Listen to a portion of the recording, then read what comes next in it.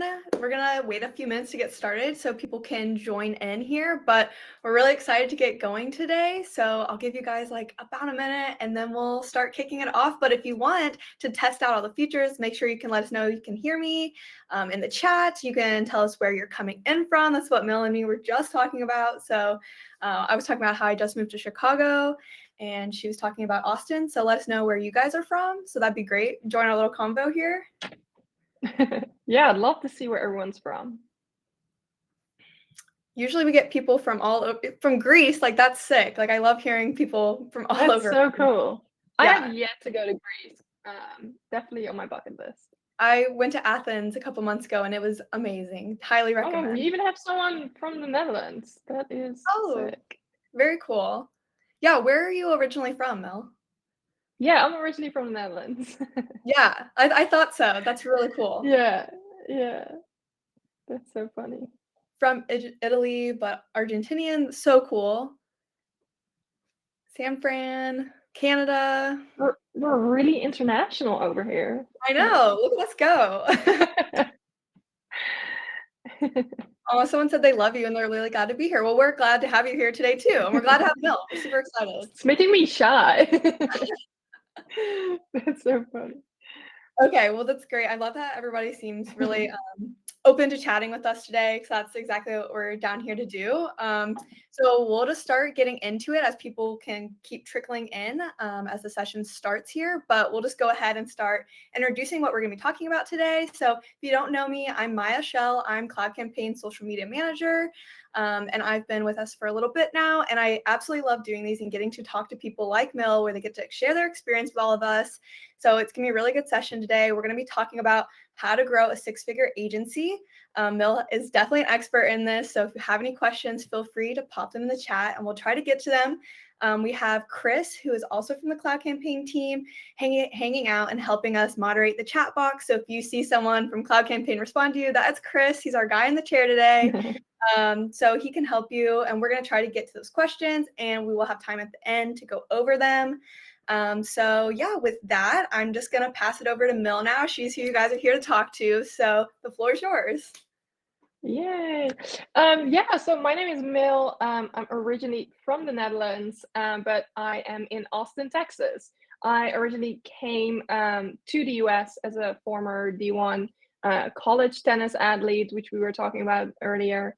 So I've been in the US for about 10 years now, so it feels like home, you know. I've been here a long time. I own a marketing agency, Simply Multimedia.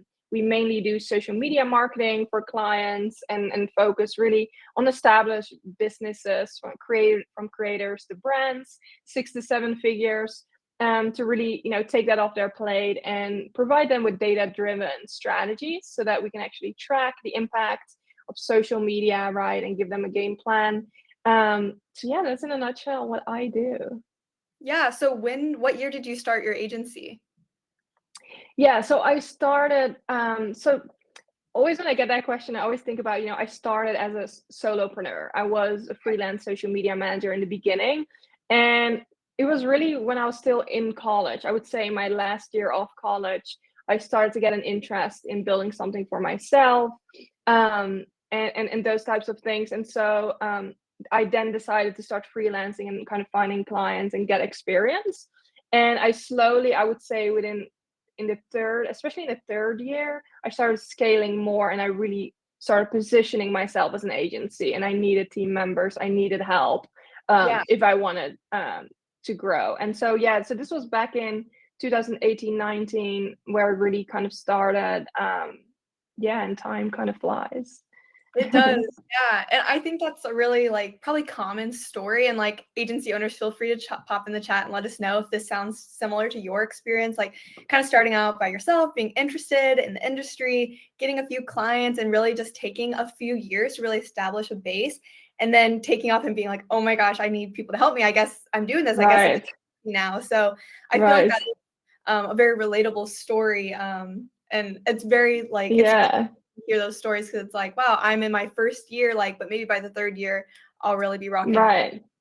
Yeah. Right, exactly. Yeah, and I was also kind of in that position, which I think is a very relatable story too, is that I wanted to work for a big agency. That was always kind of my idea, right? At least for a year or two to kind of see how Mhm. they do it before I dive in. But like I was ghosted by every single agency at the time that I applied to. Literally, I went from applying online to printing out my resume at the time. And so I was kind of taking that as a sign of like, okay, maybe I can start for myself. I obviously had a background in tennis, so I could do coaching. I have my license to kind of make things meet at that point before really diving in full time. And then the whole COVID story, COVID hit, and I think a lot of people pivoted there and like, okay, we're full time now, So Right. yeah. Right, that's awesome. Did you feel like COVID, like, kind of gave you that push you needed or that it was, like, a nice cushion to have, or how did you feel like that overall made you feel?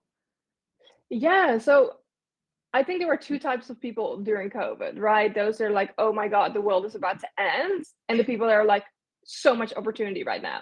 And, Yeah, like, I felt like I was kind of one of those people. It was like, "Whoa, there's opportunity right now." Like, I couldn't be, coaching on court, right? Because there was no, like, contact. So I just worked a bunch of my business. I drove Uber Eats. Lots of people wanted Uber Eats and those things, right? They didn't wanna get out of yeah, the house. I felt like everything was kind of running smoothly, in those terms. But so yeah, I think for me it was something that like gave me that permission, like, hey, this is your direction, just go with it, type of deal. yeah, that's awesome. I'm sure that also is a very relatable feeling that a lot of people who are in Right. that phase of the freelancer to agency were feeling like, "Okay, it's now or never, like, I've had time to build it, like, now Yeah. let's go." So, that's really And I interesting and And I also think contrasting to that, though, I will say, like, obviously not everything was like, "Oh my god, what an opportunity." Obviously, there were also sides of, like, some clients maybe like, "Oh, should we bring back our budget? Maybe we don't need marketing right now because, everything's crazy." So, of course, there were always 2 sides to it, and then there were businesses that were like, "No, we need digital marketing because people cannot come to the store directly," right? Right, right. Yeah, it definitely made people see the value and importance of social media as a channel. So, Right, right, yeah. yeah. Well, we've already kind of been, getting into the nitty-gritty here, but let's start talking about maybe some specifics that really you felt like took your agency from, freelance to when you started to like being like, okay, we're now an agency. Like, what kind of took it to that next level to kind of allow you to grow to six figures? Like, what tools and Yeah. things you're using? Yeah, so I think a big part of the whole growing, well, pricing for starters, right? We have also with Cloud Campaign collaborated on a pricing guide, right? Pricing models.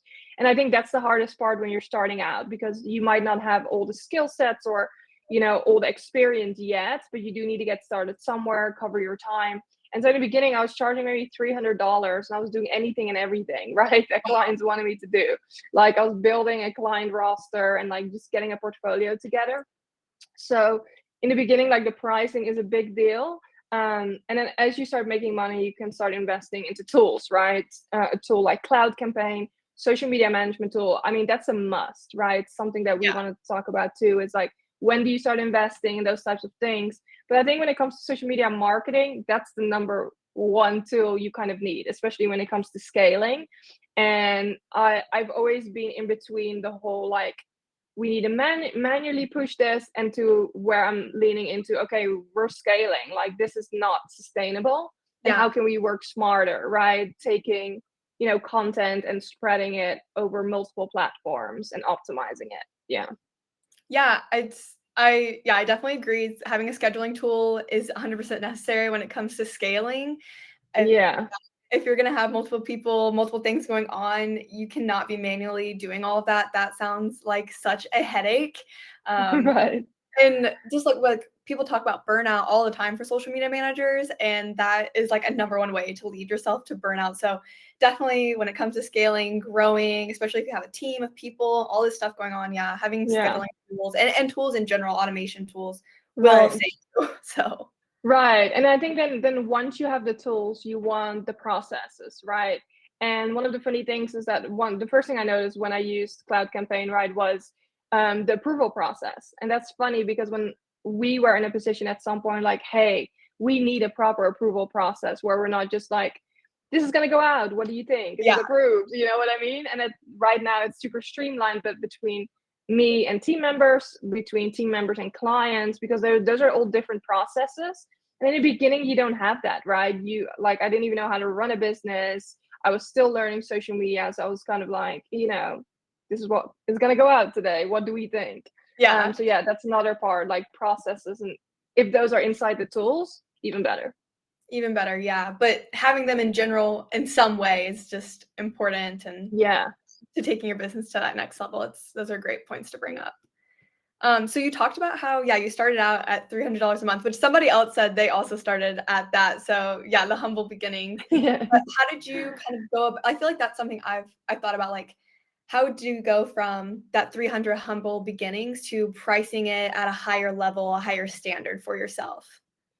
Yeah. So I love that conversation because it doesn't happen overnight, right? Our Yeah, services start at 3,500 a month right now. And like, it's not like, oh, all of a sudden I decided I'm worth $2,000 or $3,000 a right, month, right? Like, I feel like a lot of people make it seem like that online, where like, hey, just increase your prices and you're set. But I think there's a lot of evolvement over the years where like I invest into myself and my skill set, the team, right? I now have a team, so I need to pay them. So you get yeah, access to more than just me. So that's when you slowly start increasing those prices. And that's exactly how I did it. $300, 500, 750 a month, 1,500. Like that's literally how I climbed that ladder and slowly, started taking on new clients at the new rate. And that's kind of what I would recommend for any social media manager, because you do need to offer a better service as you charge more, right? You can't just right, say, oh, I'm charging more just because, right? right. um and so yeah, that's literally how I've evolved, like slowly over time.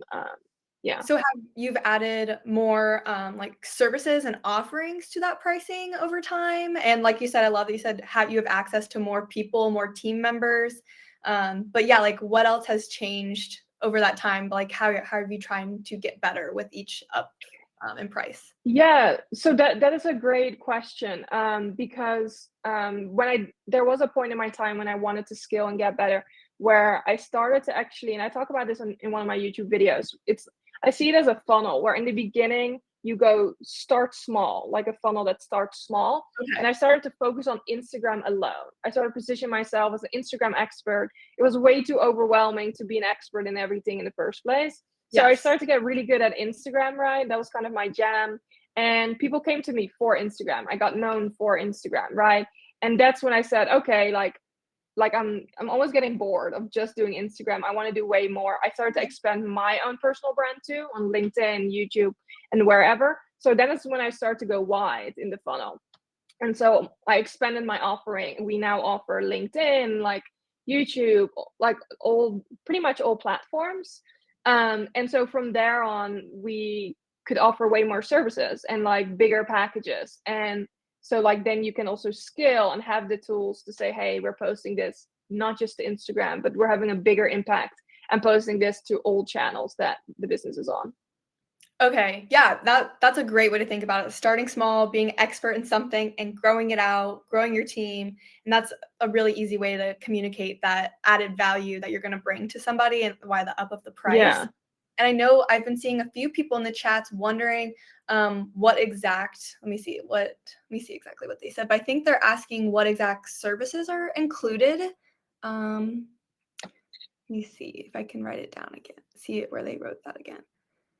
And they're also wondering if you do B2B or B2C mostly. Yeah, so we do a bit of both, because we do have quite a few clients and more corporate clients on LinkedIn, so it's more B2B, um, but lots of B2C as well with personal brands, and stuff like that. Okay. Oh, and yeah, Savannah's pointed out for me, but like they're asking what exactly like your packages are. If you want to share a little bit on that at all. Yeah. Yeah, so the starting packages, the 3,500 a month, that actually includes one platform that we fully manage. Okay. So that is from community management, strategy, creating the content, posting it, like it's fully managed, outsourced to us. So the client doesn't spend any time unless they want to, right? They don't spend any time on social media. Yeah, so it's everything from strategy to execution, community management, engaging, and of course they meet with us every month. Okay, and I've always had this question for people too when I see it in their packages, but when it comes to community engagement, is that like a certain set time and like is it monthly, weekly? How do you kind of go about that? Yeah, so we actually engage for 30 minutes every day from Monday through Friday. And so this Wow. can vary from us responding to people, sending out DMs to people outbound, right? Or just interacting with their ideal clients, commenting on their post, setting up many chats and stuff like that, systems and funnels. But yeah, we do every single day. We have to check in with the account and keep it, interactive. Yeah. Okay, yeah. So yeah, you mentioned mini chats, which has been a really awesome tool I've seen like come about in the last year or so. Maybe for the people who don't know what that is, could you explain that? Yeah, so ManyChat is basically an Instagram approved, official approved third party software that can automate some of this engagement. So you may have seen people say, "Hey, comment cloud campaign below," and then that way they instantly receive a message. And so this helps scale too. I talk about this in one of the videos too. This can help scale as well, especially when you're a bigger account or your client is a bigger account. You don't have to manually go in and send everyone the link to the Yeah. blog or the link to the freebie, right? It's crazy. And so it has helped save a lot of time, especially lead generating. That's how I send people to my YouTube videos, lead magnets, Okay, this yeah. webinar too, right? Yeah. Yeah, I think that's a really awesome tool to use if you have like a lot of people engaging with you in your comments or you wanting that to be more sustainable. That's definitely a great way to go about that. Do you have like speaking of tools, what other obviously we've talked about Cloud Campaign and we love Cloud Campaign, but Yeah. are there other tools that you use as well to kind of help, automate mini chats, Cloud Campaign, anything else? Yeah, so some of the other we use quite a few AI tools right now. So one major one that we use every single day is Opus Clip, and it's really AI repurposing, video repurposing. And so clients that have long form content, whether it's YouTube, maybe it's a Zoom conference they have done, and that you can repurpose and turn into reels, snippets.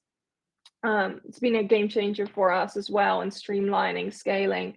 And then, like CRMs and like for accounting, QuickBooks, and those types of tools, for creative stuff, little things like CapCut, InShot at times. Okay. Yeah. Okay, cool. Yeah, I think that's definitely important just to like know if you're starting out, like what tools to have on your radar to be checking into. And Yeah. somebody else asked, what tools are you currently using for reports on the data for each client? Yeah, so we actually refer to Cloud Campaign's data reports as well as in combination with very basic Excel sheets. And I feel like it sounds so cringy, but like it really helps having a side by side, month by month, very basic with certain key metrics that are important for a client. But then we also want a more prettified visual for them to just look Right. overall each month. But oftentimes with clients, it's like they look at that and they aren't completely sure still what's going on. And so if we're measuring certain KPIs every month, we want a side by side that we usually a VA or an admin puts together with the exact numbers, because then it's really easy for me to see, oh, in January this was happening, and we saw the same pattern. I don't know, the next year in January, for example. Are there any metrics that you are consistently tracking or that your customers seem to really want to know about each month? Yeah, I think um, even though we're talking organic, some type of lead generating tracking, right, is usually always a request. So typically what it is like a lead magnet. When if they have a lead magnet, a free trial, or any way to get them into their funnel or email list, that is usually a big one. And so we do need to use custom links, like from Bitly. That's another tool we use to shorten links and track the links. So that is one way we can track and say, hey, this many people came from YouTube, this many people came from Instagram using that exact link. Yeah. Okay, yeah, that's really neat to like know kind of what people exactly are looking for information wise. Right. And I also Yeah. want to say there, because I think someone asked like what metrics do you track consistently? Like we pretty much keep track of all of them, but it doesn't necessarily mean they're all necessary, right? Because it depends on the client, what services and offers they have. Let's say certain clients have very high ticket offers, and organic doesn't necessarily serve as a conversion there, right? Yeah. Then maybe we're more focused on brand awareness, and Right. those types of things. And then we're not necessarily tracking certain things. But if a client wants you to track conversions or like driving that traffic, they do need a funnel. They need to have a funnel in place, because I think Yeah. we've all been there where a client doesn't have anything in place and they expect certain things. Right. And I want to touch on real quick. Somebody asked about Cloud Campaign reports, and I pulled up a report next to me, and it has like basic analytics within it that you can show your clients, and it's really interactive. And you can totally go online and check this out for yourselves. I'd share my screen, but I don't want to mess up our flow we have going on and like have Wi-Fi or like technical issues. It's just such a headache. So, but just like going on off the report right away, you can have organic, and if you have a certain account, you can have paid. Some info on there. You can compare data from different time periods. You can look at certain accounts specifically, or you can look at all accounts together. We have hashtag information. You can set up category information, and it has stuff like your audience growth for the different platforms, exposure, engagement breakdowns, engagement rates. We just did like an overhaul of our analytics, and that's included in our reporting. So it's really cool. So if you're interested in that, Chris shared a link in the chat, but also feel free to go to Cloud Campaign, check it out for more info on like what is really included in all of that. And yeah, of course, you're welcome. And I saw somebody was starting to ask about how do you find new clients and like referrals and stuff like that. So why don't we get into a little bit of like, how do you find people to hire you? Yeah. Yeah. So I do need to go back a little bit to when I first started, because I feel like right now it's different me talking now about how we find clients, and Right. most of it right now is all inbound, whether it's referrals, whether it's people that know me online. But in the beginning, especially, it was very much a hustle, right? But I will say, like from day one, I always showed up on my personal brand. I always pushed out content. I was always promoting myself. And from there on, as you start to bring in clients, and especially because people look for an agency or social media manager on social media, you want to be putting yourself out there so that people can actively reach out to you and hire you. And I feel like it's kind of a snowball effect from there on as you get more clients. So a couple of things you can do if you're still in the beginning is offer a referral program where whether you have colleagues that don't offer the same service or your clients can refer someone and get a credit.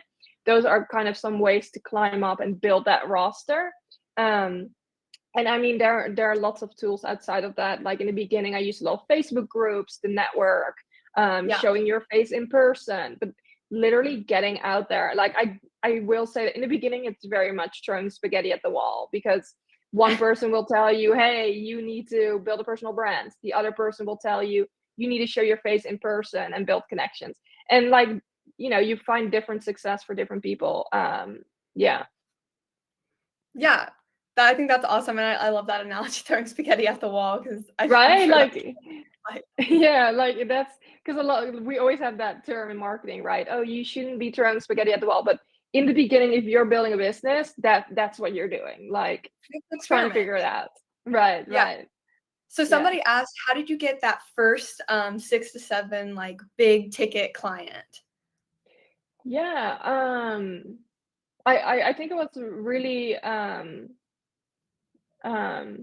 yeah, I don't know, like just from experience and building the client roster, Yeah. positioning myself, I would say. And Okay.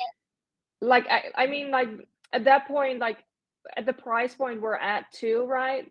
That's the Yeah. type of business or creator we attract. It doesn't make Right. sense for a startup to invest in us. I still sometimes get people that are startups and I tell them, hey, I don't think the ROI is there for them, because their Mhm. time is still, not worth it to actually outsource this part at this point, Right.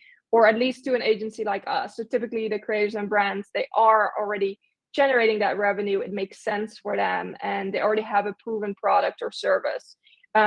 So I feel like those two things go hand in hand too. Like your pricing, your positioning as a brand will attract a certain type of client. Yeah. No, I love that too. And talking about personal branding and how you're positioning yourself in the market, I think is also huge. And having your pricing that goes along with that is really big. Yeah. And you feel more comfortable doing that after you have time built in and experience. Yeah. Right. And that comes because I know a lot of people feel like imposter syndrome when it comes to pricing themselves and their services. So do you have any like tips or tricks to kind of like battle some of that? Yeah, so I actually this was years ago where I saw a creator say, everyone has imposter syndrome. Like they were saying that like that was someone I was looking up to, as a creator, and they said like everyone has imposter syndrome, you, me, at any level. But the difference between the people that are successful and those that are not is like whether they have imposter syndrome or not, they keep going. Yeah, And those that don't find the success, they back down and they're like, okay, now I'm scared, like I don't want to do this. So I think just recognizing that everyone has it and it's normal. Like if you don't, and then another thing I read is that real imposters don't have imposter syndrome, and I thought that was funny because that makes sense. that's that is amazing. I love that quote. That's truly, yeah. I mean, that's amazing. Right.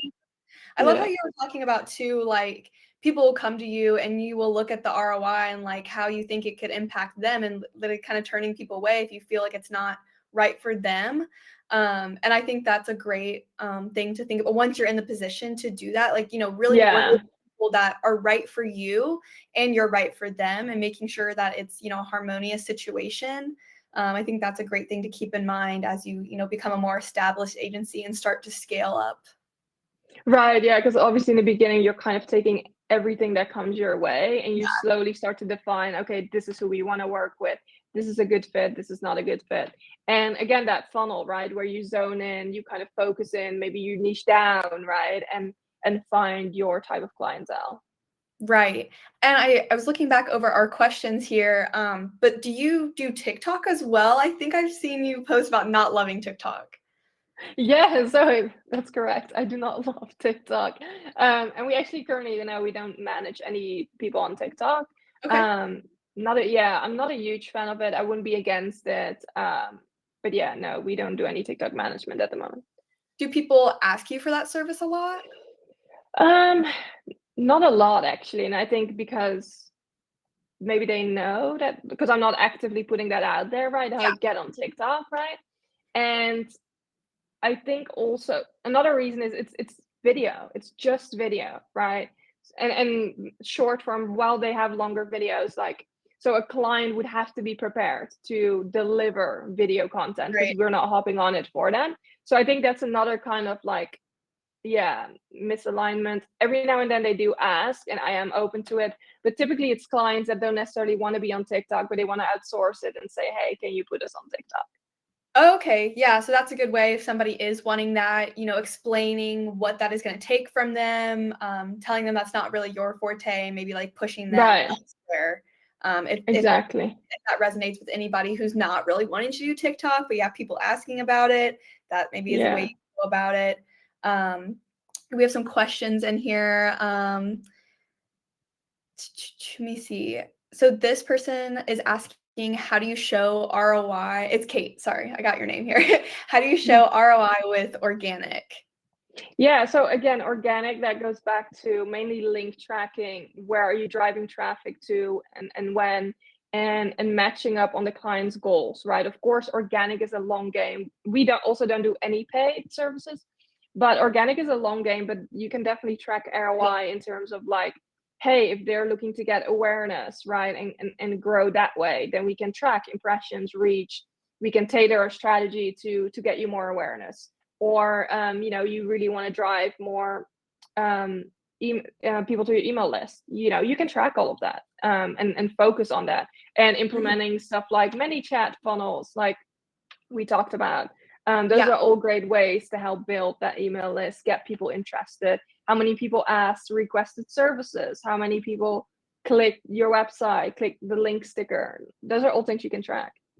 yeah. I think that's great, and it's really good to know those things because even I struggle as a social media manager, like really showing off that value because a lot of it is in that murky brand awareness space where it is Yeah. kind of hard to get those metrics. And I think you can look at it as like, man, this is hard to track, or you can look at it as at like, okay, I have these things I can track, and these are the numbers I do have, plus these cherries on top that I don't even know how big those cherries are. Like you can Yeah. really think of it as a positive, like spinning it to a positive, especially if Right. you like report to people, which if you're an agency owner, you luckily don't, other than your clients. So, Yeah, you always yeah. have somebody to be impressing. Um, Right.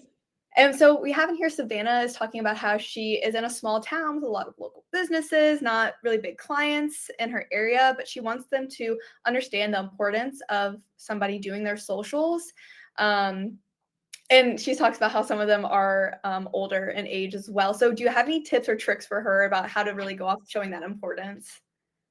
So yeah, like I would say, through your content, so through your personal brand, and that's one of the reasons why I show up so actively, because like I can educate people before hopping on a call with me through my content, and I can address objections. Like, what are some objections I get on calls? Like maybe they don't really, but I also feel like in that way, because she is talking about like they're a bit older, like it's not a social media manager's job to convince people to work with them, right? But you're just there to educate and show them, hey, this is what Right, could happen if you did this. But like right, that's in the beginning, I was in a space where I felt like I was convincing people. And so I got to a point where I'm like, I'm not here to convince people. That's not my job, right? If you want to learn more or you're interested in seeing what I can do, sure, I can educate you. And then talking about those objections like price, pain points, or like other challenges they're having that you can explain through social media so that they feel good and confident and trust you to work with you. right. Yeah, and if they're really not seeing the value after you've shown them things that they should really be understanding, maybe you shouldn't, be putting in the effort to work with them in general. You don't want to fight somebody every day Right. to give your value. No, it's the Yeah, worst. Yeah. that's the Yeah. worst. We have a ton of questions rolling in, which is great. I'm so excited that people are interested. Somebody asked, what's the smallest account you manage in terms of followers, or if you care about I that? think the smallest is I think 2,000 followers. Honestly, it's not so much about their audience. Right. It's more about the business behind it, right? Where Okay. they're sitting with their revenue. Do they have the operations in place that they can sustain an influx in clients? Do they have their funnels in place? Those are the things we look at. Okay, yeah. And then somebody else was asking, kind of how you go about like attracting followers for clients. And I think this leads into a question I have as well. Like, what are some things that you've been seeing working right now? And your main platform is Instagram. Am I correct in that? Yeah, yeah. Okay. So I would say Instagram, and then I do quite a lot of YouTube. That's a little bit different, Okay. right? That's not an everyday thing. Um, yeah. So in terms of, sorry, what was the question? Because I see so Yeah. many questions. No, I'll wrap back around. Yeah. So you're mainly talking about Instagram and YouTube, just a preference, but what are things that you're seeing are working for you or for your clients right now? Yeah. So things that are working right now. I actually yesterday I think I posted on that. So Instagram specifically, keeping it very authentic. Like I Yes. hate using that word over and over again. But when we're talking about authentic, it's like you don't need a video production team in your office, right?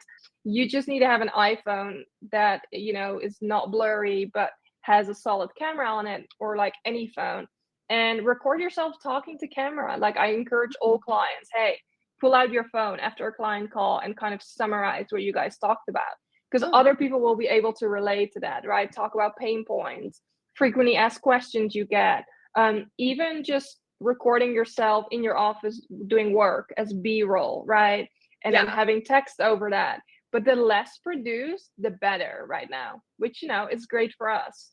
Yeah, Right. so something we actually even say within our team is like, when we create certain types of content, we want it to look like the client could have created it themselves, right? We're not here to look like an ad. Yeah. Yes. And do your clients care about the amount of likes? Are you required to get a certain amount of likes for them? Has that been something you've seen? So that's not really something we specifically focus on. Okay. Sure, I mean everyone wants a lot of likes, right? But Right. like it will depend, and we just look at what's working, what's not, and we continue to tweak and optimize as we go. Okay. Yeah, yeah. That's definitely, I think, a good way to go about it, just tweaking, optimizing over time. Yeah. People are also asking circling back to like pricing structures. I think that's a really like complicated topic to talk about. So I'm sure people have more questions, but she was asking about as you're developing your pricing, is there a specific profit margin you were shooting for, especially like once you started to get a team going? Yeah, I think in the like I think an average typical is like 20%, but like I feel like in reality, it's a lot more tougher, especially in the beginning. I had a bunch of expenses trying to scale, trying to grow. You need to invest upfront. And right now I'm getting into a space where I'm turning contractors into full-time employees to Okay. cost control and stuff like that. So Yeah. then it will be easier with the profit margin because you're controlling your cost. Um, but yeah, you kind of have to balance that out for yourself, what's important, and so that the quality also doesn't sacrifice. And then are you, like, having people sign contracts or agreements for a certain amount of time to kinda help with that? Clients or team members specifically? Either, I guess, yeah. Yeah, so for clients, it's always 6 to 12 months, Okay. that we work with them. Um, yeah, of course, because, we're looking for long-term partnerships and especially looking organic. If someone is not in it for at least 6 to 12 Yeah, months, then I feel like they're not quite serious. I mean, and maybe financially not ready. So right. yeah, for clients specifically, we look at 6 to 12 months. Yeah. Okay, yeah, I think that's definitely an important thing to mention is, like organic is a long game, and if you're really into it and you wanna see the value, trying to push people to those longer contracts. I know I've Yeah. heard some people in the industry do 3, and maybe that could be, like, a starting point as you're building up to being a bigger agency, and then once you hit that mark and you feel comfortable, only doing the 6 to 12, just saving yourself, some time and space there. Yeah, yeah, for sure, and that gives you some security too. I remember Mhm. when I very first started out, I actually did month a month. It was almost like a subscription, and I was Wow. like, "Okay, this is not working," but I was like, "That way it's risk-free for them. Try it out, see what you think. I can prove myself, right?" Until I got to a point where I started doing 3 months, and then now 6 months is like the minimum. Yeah. Right. Well, we're definitely getting close on our time here. So if anybody else has any other questions, send them in now. We'll try to get to a few more before we end up here. Um, Sherry just sent in a question asking if you ever have trouble with clients being unresponsive and like how do you get them to stay engaged? Um so they have access to us on Slack and email. We honestly I think again that comes to the price point level, right? Like typically at our Yeah, price point, people are responsive because they're investing. people are just Um, throwing and money. I mean, we do have clients who have a blanket approved calendar, so they don't go in and approve, which is great for us, and that's totally an option. But yeah, no, we typically don't have that. Sure, every now and then we have to chase them, right? And our team will nudge the Yeah. client and stuff like that. But yeah. Okay, yeah. I think that definitely makes a lot of sense. So another reason why you guys should be upping your prices. So there you Attracting go. better people. Yeah. There you go, yeah. Let me see what other we have a lot of questions here, which is so great. Let's see. So people are asking what type of content do you mostly create for your clients? Literally all. It's from Okay, graphics, carousels, reels, video. We do the video editing of those reels and all of that. And we okay, coordinate the content creation with the client. So we will provide them with a reels report so that they know exactly what to record or should. Like okay, we take the heavy lifting off them so that they can do the fun part, right? And we okay, can do like the non-fun part. Because someone asked that if I travel to them, like we don't travel to them, so they will have to provide us with content to okay. work with, right? But graphics and all of that, we all create ourselves. Okay, yeah, that was gonna be my next question, like, if you mostly stayed local or you went wide, but that's great if you find audios for people, you write out what you want them to do, then they just have to sit down and have Right, fun doing it, making it their own. right. So it kinda Yeah, takes it off of them. And do yeah. you set that up, when people sign on with you? Do you tell them, "We're not gonna be making it, you're gonna be the one making it." Are you okay with that? Or how do you set that expectation off the bat? Yeah, so we typically ask them, right, do you have content libraries? If it's someone that's on YouTube, then we already know we have a lot of content, but we kind Right. of vet them in a discovery call. Like, are they willing to provide us with the stuff we need to see if it's a good fit? Because again, none of our clients are actually local, and that's another thing for people here as well. Like when you are, your own boss and work virtually, you can work with anyone in the US, any state. So that's so great about it. Yeah. How much, material do you give for 1 month of work for 1 client? Somebody asked, like a ballpark. Yeah, so we post every day during the week, so 5 Okay. times a week. We create stories as well on top of that if it's Instagram. And it will vary depending on their strategy, whether it's Okay. video, a combination of video carousels and whatnot. Yeah. So you do some customizing within your packages. Do you like charge extra if they want certain things that aren't in your base plan, or how do you go about that? Yeah. So when it comes to content, we don't say, oh, like we post more video, so we're gonna charge more, because Okay. there's just certain accounts that thrive of reels, right, or video. So then we just are gonna go heavier on video, but as long as they provide us with stuff, usually it's not a problem. But if it's anything outside of that, that they say, hey, we want to post twice a day or do X, Y, and Z, then yes, we would have to come up with a Okay. quote for that. Okay, got it, got it. You've been doing great. You've been having some hard-hitting questions coming at you, so round of I applause. know. And I just wanted to point out that Kevin said, as another agency owner, he's saying congrats to you. It's a really joy listening to your expertise and how you've created sustainable success. He said it's really empowering. So I just want to say, that's amazing. Thank you for coming on and talking to everybody about these things. Yeah, thank you so much. I mean, I'm having a lot of fun. And also, I feel a lot of people ask, the $3,500 is a month, so it's not for 6 months. It's every month a client has to pay that, Okay, yeah. and we don't do any paid ads. Yeah. Yeah, I love you guys just keep having more questions. You're like, "Wait, please I answer know. this." Um, Real quick. Yeah. yeah, yeah. But yeah, is there anything you wanna, like, leave us with or talk to the people about? We'll tell them we'll be sending out, just for FYI for everyone, we'll be sending out a replay of this, Mill's Instagram channels where you can, or all of her social channels where you can connect with her. And we'll have a really fun freebie coming your guys' way that Mill has made, talking about how to go from 0 to 6 figures. So you'll have that look back on. But is there anything else you wanna talk to us about?